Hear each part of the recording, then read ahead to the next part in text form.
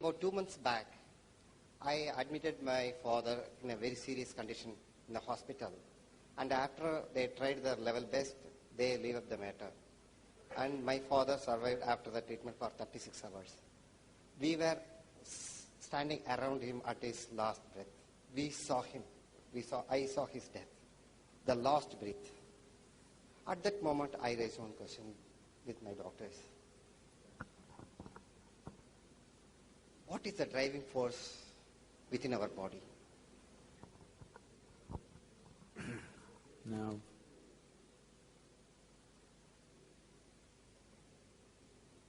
what you call as my body is just a piece of earth that you picked up and now prancing around like this. Yes? It's just a piece of earth, isn't it? It's on loan to you. When the time to return the loan comes, why are you making such a fuss? After all, you're an auditor. You know money borrowed has to be returned, otherwise somebody will keep accounts. Planet Earth keeps proper account. You can't take an atom of it. You can borrow it, you can use it, you can enjoy it, you have to give it back to it. This is the way of life. Now, because you get so attached to your piece of earth, which you call as my father or myself or your wife or her child or whatever, you don't want to give it up. I want you to understand, your love is not for life. Your love is what you consider as myself and all that you consider as that which belongs to me. Every day, people are dying in the world, isn't it? Every day? Millions? I don't know how many die. Does somebody have figures? Huh? Every minute 200 people are dying. Why didn't you ever think, why are they dying? Why didn't you ever think, where is the source of life? Now your father is dying. If you did not know who is your father, even if that man died, you wouldn't matter, it wouldn't matter to you. But now, it's my father, that is the whole thing. Your concern is not that another human being is dying. Your concern is not about another life. Your concern is just me, isn't it? So when your concern is like this, distorted concern, now you have a distorted vision of life. When you have distorted visions of life, then suffering is inevitable. Now, your father is gone. Yes, we would like to do everything to have our loved ones around us as long as possible. But they will go invariably, isn't it? I should tell you a story.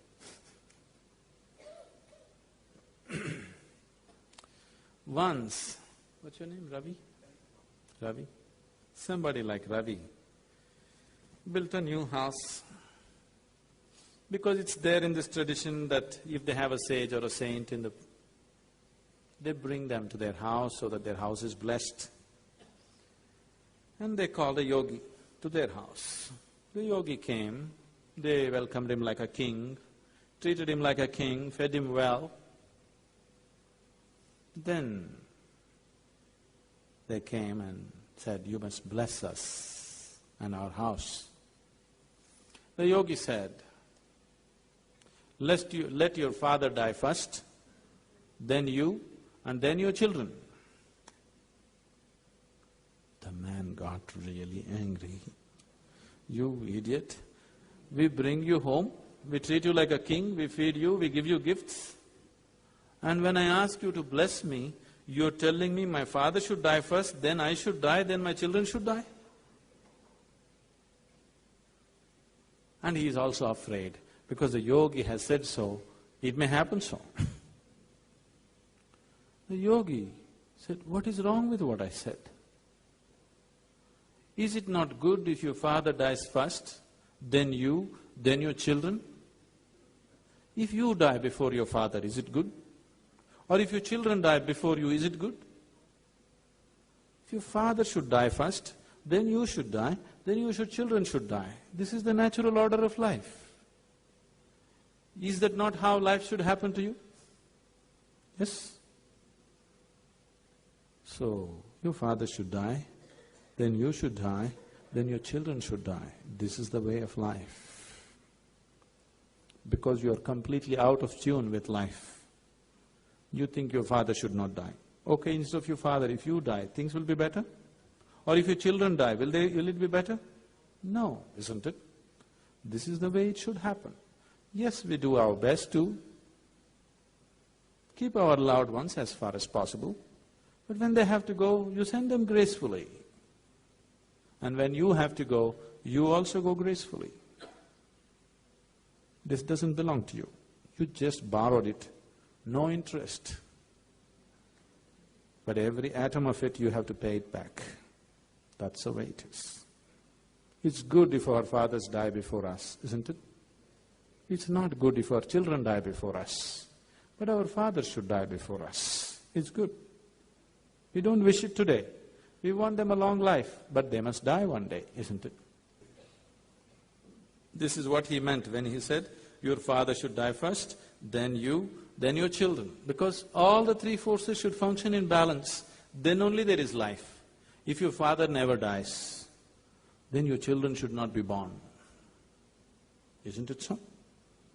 If your children should be born and they should grow up and live, then your father should die and then you should also die, isn't it? If all our forefathers become alive now, can we live here? We'll anyway wish them dead. Isn't it so? Let's be honest. Yes?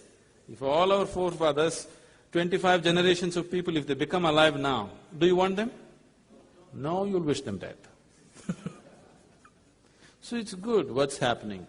It's just that we have to manage it so that it doesn't become an aberration in our lives. It happens at the right time, isn't it?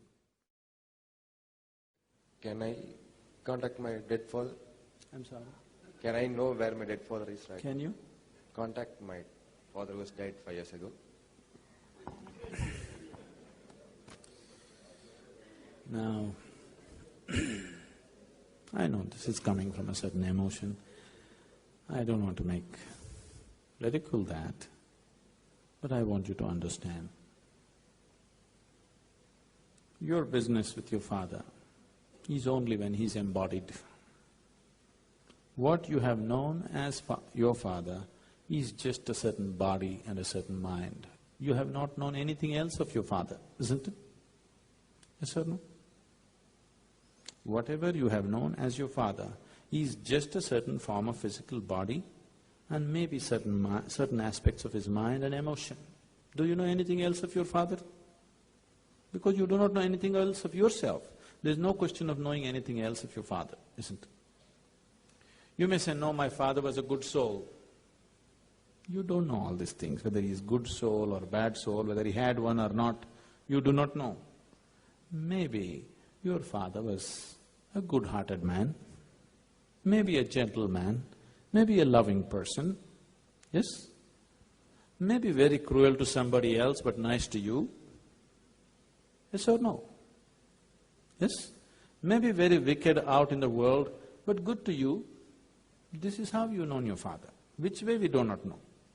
Maybe very wonderful the world and not so good to you, or the other way around, whatever.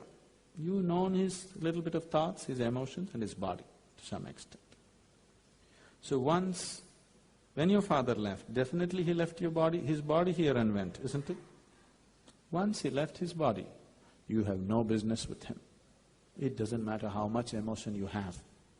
Your business with him is over. I want you to understand this. Your business with them is only when they're alive. But when they're alive, you're not on talking terms with your father. When he dies, you want to contact him, don't do this to yourself. When they're around you, give yourself totally. Do everything that you could do. After they're gone, what are you going to do? Anyway they will go, today or tomorrow. Your father went 5 years ago, my father may go 5 years later, but they will go, isn't it? So when they are there, show all the involvement that you can. When they are there, You can't talk to them, you're angry with them, you can't look at them, you have no time for them. After they're gone, you want to go to heaven and talk to them. There's no email facility there.